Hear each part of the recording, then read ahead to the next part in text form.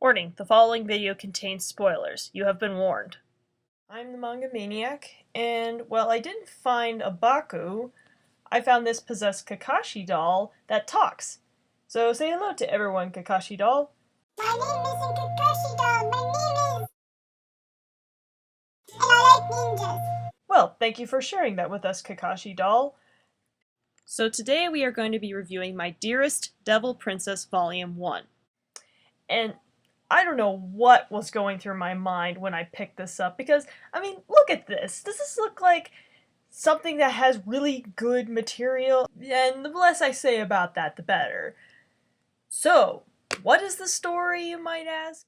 It begins with a high school boy named Keita, who beholds a sleeping girl emerging out of a small box he just opened. In a flashback, we learn he bought the box from Natsuki, a female friend of his who found it in her family's attic and claims that it'll grant wishes. We then cut back to the present, where the girl wakes up and explains that she's a genie. The next day, Keita considers what kinds of things he wants to wish for, while the genie girl consults a magical book which tells her to take a shower. Supposedly this book is her, instruction manual, so to speak, and the first thing it asks her to do is take a shower. Okay. Did she get stinky from waiting inside the box for so long? This ritual is never explained, but we all know it's just an excuse for an obligatory shower scene. Then in typical romantic comedy fashion, Keita accidentally comes into the bathroom, sees the genie girl naked, and discovers that she's actually a devil! Wow, I didn't see that one coming. Taken aback, the girl introduces herself as Maki, a powerful devil who will take Keita's soul once she's granted 3 wishes for him. Well, being a sensible person, Keita declines her offer, causing Maki to panic and check her book, which tells her to take off her clothes. Now, knowing that she's a devil... okay, this kinda makes sense. This causes Keita to faint, like every male protagonist does in these kinds of situations, and wakes up to find Maki in bed with him. Once again, he resists her advances, causing Maki to cry. Keita tells her to stop, which gets interpreted as a wish, now binding him in a contract with Maki. Way to go! Then Keita's father shows up, and he apparently isn't bothered by the presence of a strange girl in his house. In fact, he just tells the portrait of his dead wife that Keita's brought a girl home, and makes dinner. Is he that desperate to get his son laid? At school, Keita's glad he doesn't have to deal with Maki when he finds her inside his school bag, tiny and naked. How the hell did she get into a school bag without him noticing, and why didn't her clothes shrink along with her? This scene makes 0 sense. So Maki explains she followed Keita because she was worried about his well-being, while he tries to hide her and ends up at a washing station where we meet Student Vice President Ryoko Hara. She gives Keita a handkerchief, which makes Maki jealous, so she grows back to normal size, wearing the same uniform as Hara. Unfortunately, Maki and Keita get spotted by Natsuki, who assumes Maki is Keita's girlfriend and announces it to the whole homeroom class. This results in a pointless chase scene, which gets halted by student president and track team captain Hayami. Since Keita is a part of the track team, Hayami decides to punish him for violating the no girlfriends allowed policy or something, by forcing Keita to race against him. But Keita's the slowest runner, and when Maki hears of this, she summons a fairy-like demon called Pazu from one of her black rings to help Keita win. While this plan does work in Keita's favor, it also causes the spectators and Hayami to get knocked down by a gust of wind and Maki to faint. Concerned, Keita takes Maki to the infirmary to figure out what's wrong with her, though Pazu claims it's his fault. However, Natsuki and Hayami show up to ask Keita a series of questions, forcing him to hide Pazu. When he explains Maki's not his girlfriend, Hayami is overjoyed and hugs him in an uncomfortably close fashion. Now keep this scene in mind, because it becomes important later on. After Natsuki and Hayami leave, Keita tries to learn from Pazu what she meant by her earlier statement, but she flies away from him, and after a really awkward scene where he's literally crawling around under the bed sheets where Maki is sleeping, Pazu explains that every time Maki summons a demon from one of her rings, she loses energy, and the only way to replenish it is human blood. So Keita gives a drop of his own, which restores Maki and gives her new clothes for some reason. Meanwhile, Hara, who was watching the whole time through the infirmary window, is stunned to see Maki's wings and tail. The next morning, Keita practices running while Maki times him.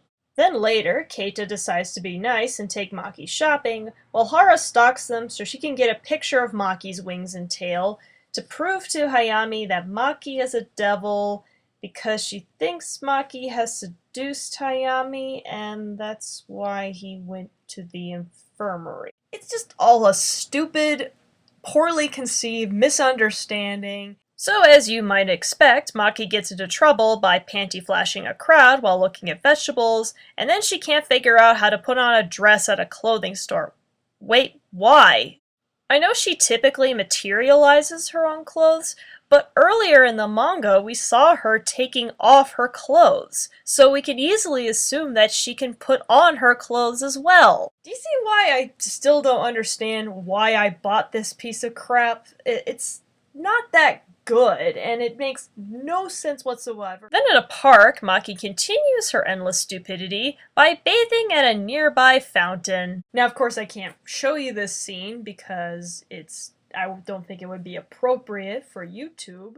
This allows Hara to photograph Maki's wings and tail, but is suddenly approached by a female angel. I'm getting lesbian vibes. Later, Hara shows the picture to Hayami, but he doesn't believe her, until he realizes that Maki's the one Keita's been hanging around lately, so he changes his mind out of fear for Keita's safety. You might be having ideas as to why he's acting like this, but trust me, it'll be totally shocking. After persuading Hayami, Hara introduces him to Shita, the angel she ran into earlier, who was willing to help them get rid of Maki. Later, Hayami orders Keita to clean the messy track team room, while he supposedly escorts Maki back to the homeroom.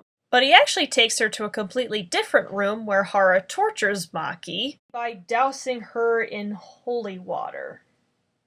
Now, the thing is that holy water has a very burning effect on devils, and it also causes her clothes to melt for some reason. So, because there's a lot of nudity, I'd best probably not show the torture scenes to you.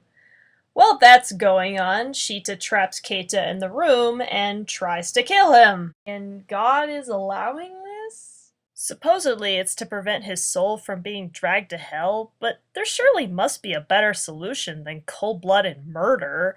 I mean, I think as long as he doesn't ask for any more wishes from Maki, he'll be fine. Well, when Maki learns about Shita, she tries to warn Hara and Hayami that Keita's going to get killed. While Hara thinks she's lying, Hayami believes Maki and takes her to Keita before Shita is about to finish him off.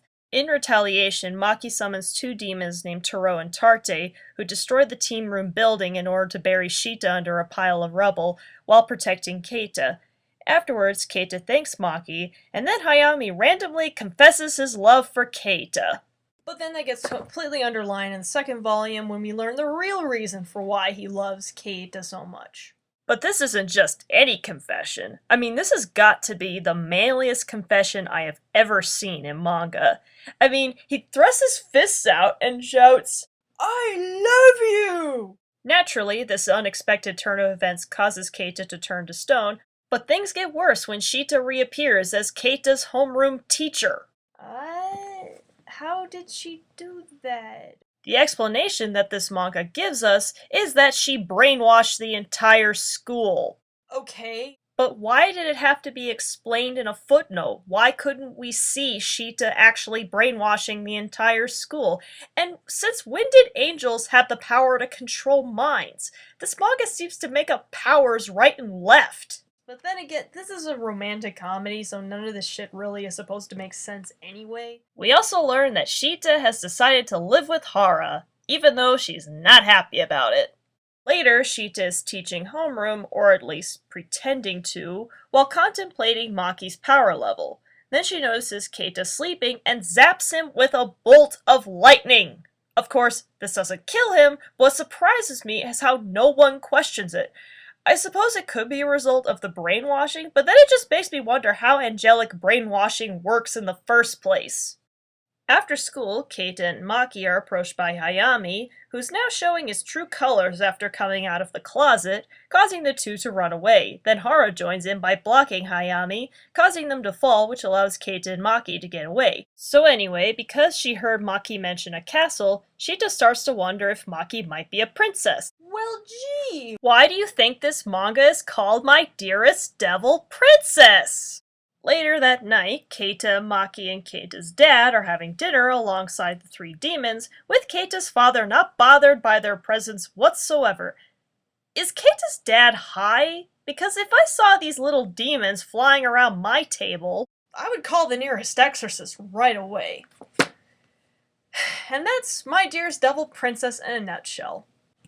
Any last words, Kakashi doll? They should have had sexy ninjas in it. Okay, I don't know what to say about that. Well, I'm the Manga Maniac, and if you'll excuse me, I am going to call an exorcist to exorcise the horrible imagery that I now have to live with.